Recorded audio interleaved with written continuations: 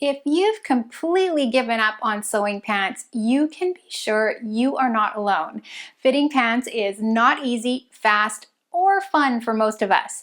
But just in case you want to give it another go, I've got a series of videos lined up that will help you understand how to go about fitting pants and hopefully eliminate some of the confusion on your next attempt. I'm Alexandra Morgan from In-House Pattern Studio. Today we're going to kick off the video series with some basics so you can understand why pants are so difficult to fit and what you can do to make the pant fitting process go a little bit more smoothly. Now let's start with why pants are so difficult to fit. In order to fit, pants must address the crotch length, the crotch depth, and the crotch shape, as well as the distribution of the measurement around the waist, hip, and thighs. The fit of the pants are complicated even further by the shape of the legs, the posture of the person wearing them, and the dynamic movements our body can make when we're walking or sitting. Now, we're asking a lot of the fabric to transition smoothly through all of these areas of the body as it moves.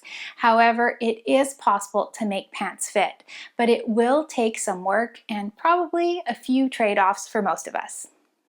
Now that we know why pants are so difficult to fit, let's talk about some of the steps we can take to make the fitting process go a little easier. Now first, I want you to choose the appropriate pattern size.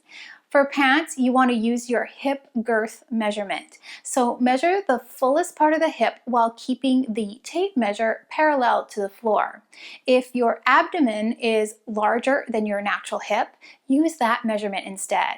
The idea here is that you want to fit your largest circumference.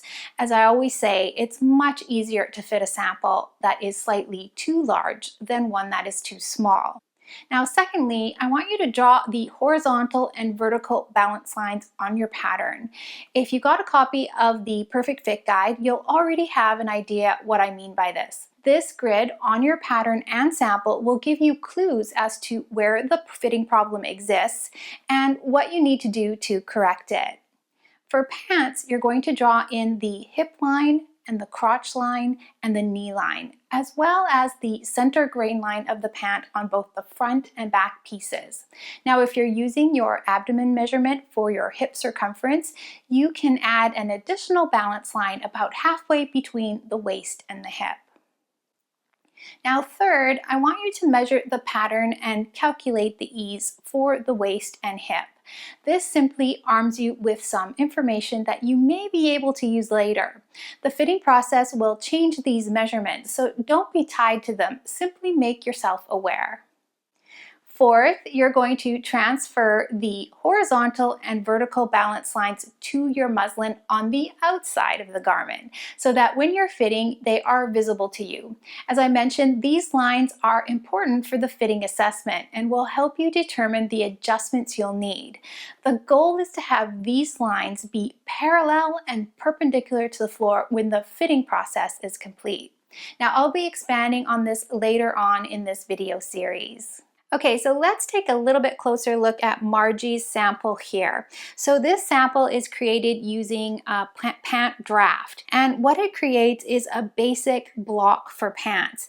And as you're drafting, you start to plot very specific points, and those points are the hip line, the crotch line, the knee line, of course the center line of the pant. So this is the center of the pant leg of the pant.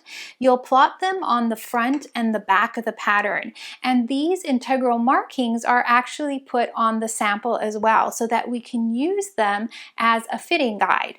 So here you can see that Margie has her waistline marked, she has her high hip line or her abdomen marked, and this is the low hip, and we've got a crotch line and a knee line.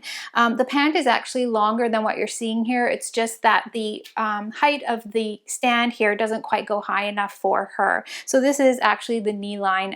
She has a much longer outseam than what it's being shown here. But you can see just by drafting to measurement like this that you can actually get a pretty good fit right out of the gate. Now, what you're looking for in a good fitting pant is basically that these horizontal balance lines and are level with the floor, and this vertical balance line at the front and the back is going to be perpendicular to the floor. And what you're going to see on the body is actually a very even looking grid. This is how patterns are drafted. So that's why these balance lines are so very important when it comes to fitting the pant, because they really give you clues as to where you may need more width, more length, and more depth in the pattern. The ultimate goal here is to make sure that these horizontal and vertical balance lines are actually parallel and perpendicular to the floor, and this will give you a really beautiful fitting pant.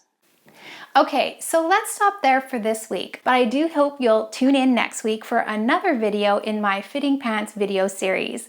I'm going to cover a common fitting issue that many of us can relate to. I'll see you then. Bye for now.